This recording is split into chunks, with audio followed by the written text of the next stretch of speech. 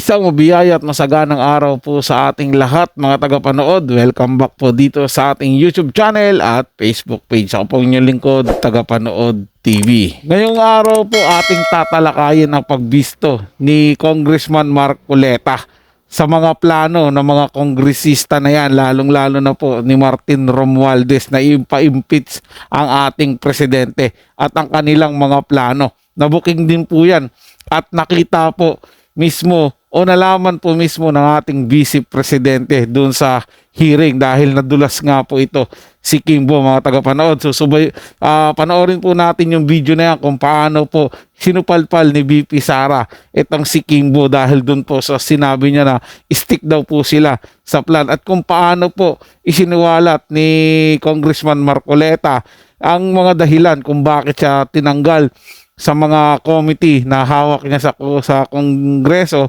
dahil nga po kinakampihan niya si VP Sara at yung mga plano nila simula pa lang sa umpisa mga tagapanood hanggang sa ngayon ay talagang naka-stick sila sa plano. Kumbaga may matibay po silang plano para lang po pabagsakin, pag-initan ng husto ang ating Vice Presidente at masigurado po nila na hindi po ito makakandidato sa pagkapangulo sa susunod na eleksyon ng presidential election mga tagapanood. So panoorin natin yung video na to at sama-sama natin bigyan ng komento at reaction. Narito at panoorin ang full video kung saan pinatotohanan ng Sagip Party List Representative na si Rodante Marcoleta ang mga naging testimonya ni VP Sara na bukod sa nahuli nito si Stella Kimbo sa di umunay stick to the plan ng Kongreso, totoo ang impeachment laban sa Vice Presidente para mapatalsik ito sa pwesto. Narito at panoorin ang full video. Is this part ba of what you said earlier, Representative Kimbo, let's stick to the plan? Yun yung narinig ko sa iyo kanina.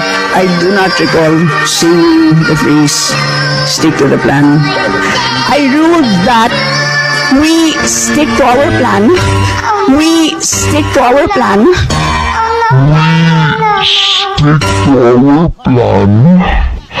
We stick to our plan. Ito ay planado. Talagang nagmimina sila ng kahit anong may babato nila sa Vice President. Magpapile ng impeachment. Yung inalisan kayo ng mga committee position tsaka yung committee membership, ano ba talaga nangyari? Bakit ho? Yung 5 komite. Nabigla na lamang kami, kinabukasan, ay inalis sa inyo mga committee ito. Kung kayo na nga po magkwento. Sa akin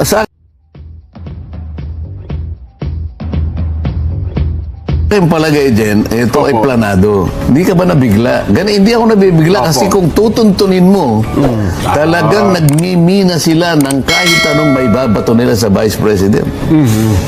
Sa tamang panahon, akala nila pag nakakalap na sila ng ganito, magpapile ng impeachment. Saan magsisimula ang impeachment? Anong komite?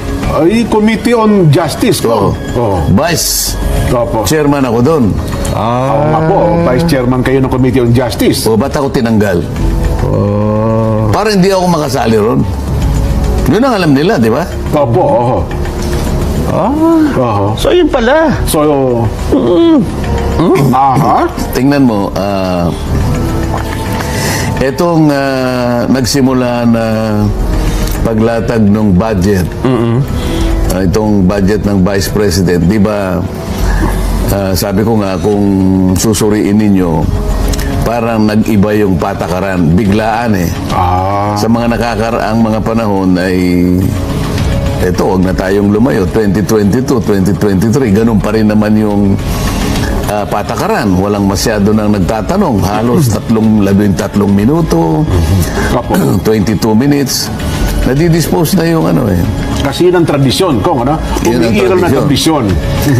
O di ba po ang talas ng ating Vice Presidente mga tagapanood. Huling-huli nga yung sinabi ni Stella Kimbo na we'll stick to the plan. Di ba kasi medyo lumihis po sila nung time na yun mga tagapanood. Hindi niya po akalain na mabilis po ang reaction ni Vice Presidente. Di huli po sila mga tagapanood. Tapos ngayon, denial po siya.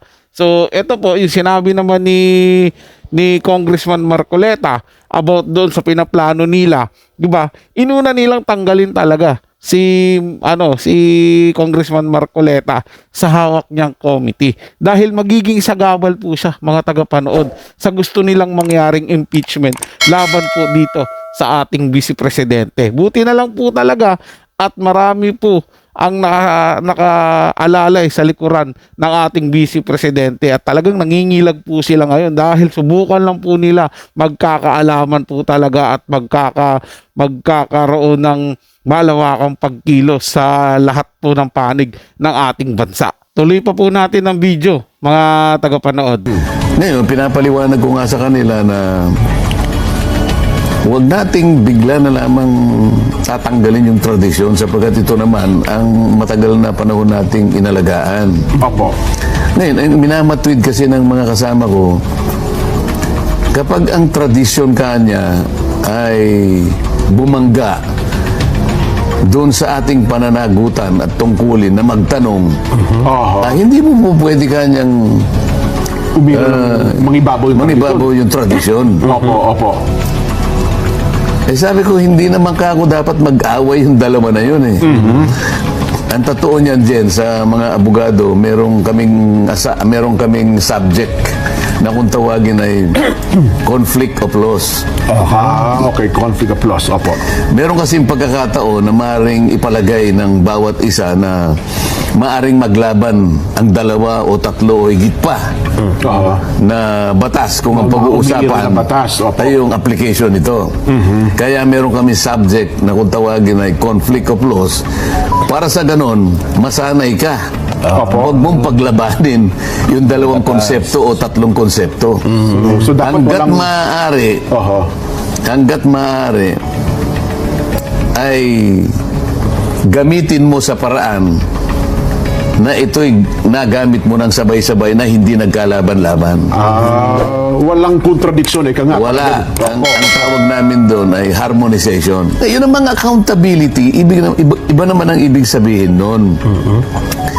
Pagka yung budget na yun na nailatag at nagamit na, at merong nakita na may konting sablay, o merong requirements na hindi natupad, o may mga dokumentong hindi mo na isumite, hahabulin ka ng accountability.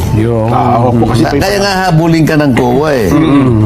Eh kung ang COA nga naghihintay pa eh. Ganun po yung proseso. Sabi niya, Ma'am Vice President, nag-i-issue po kami ng notice of disallowance po sa inyo. Sang-ayon po sa patakaran, ganito po ang ganito. Kaya hihintayin po namin ang inyong paliwanag. Di kayo meron kaming power of the force. Sino ba nagsasabi na wala sa atin ang power of the force? Wala nga eh. Ang sinasabi natin, may panahon para mag-account ang bawat isang departamento na na-issuehan ng ganong klaseng kautusan. Naintindihan niyo ba yung nature ng notice of disallowance? Akala naintindihan daw nila. Kung naintindihan mo, walang krimen dyan. Sa totoo lang, hindi naman ang budget ang punteriya ninyo dahil napakadali naman magtanggal ng budget. What you are trying to do is make a case for impeachment. So, you may try to destroy me, you can skin me alive and throw my ashes to the wind, but let it be known, you will find me unbound.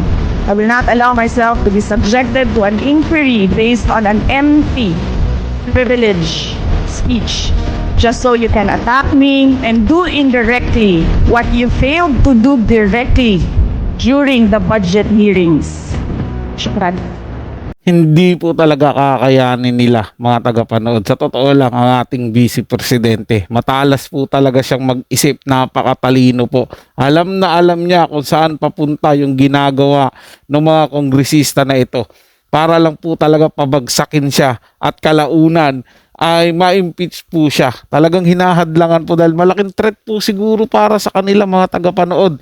Lalong-lalo na dito sa hari ng Kongreso ngayon na kung tawagin ito ni Stella Kimbo, si Martin Romualdez ay kanila daw ama diyan sa Kongreso. Siyempre, yan nga naman, siya yan ang nagbibigay sa kanila ng paldo-paldong pera. Kaya kung makasipsip na lang kay Martin Romualdez, ganun-ganun na lang po, mga tagapanood. Pero dyan po sila nagkakamali. dahil hindi lang po si Vice Presidente ang matalas. Maging ang mga mamamayang Pilipino po ngayon ay napakatalas na po yan at alam na po nila ang mga galawang ginagawa po nila ngayon para lang mapabagsak at masira ang ating Vice Presidente. Hindi po sila magtatagumpay dyan, mga tagapanood. So yun lang po mga tagapanood. Kung nagustuhan nyo po yung ating talakayan sa araw na to at kung kayo bago lang po na napadaan dito sa ating channel, huwag nyo po sanang kalimutan na mag-subscribe. Hit nyo na rin po notification bell para lagi po kayong updated sa mga bago pang video na ating ilalabas. Share, like, and comment din po kayo mga tagapanood. Atin yung babasahin at pupusuan. So hanggang sa muli po, ito yung Tagapanood TV. Komento at opinion lamang, wala pong personalan. Paalam po at mabuhay po kayong lahat.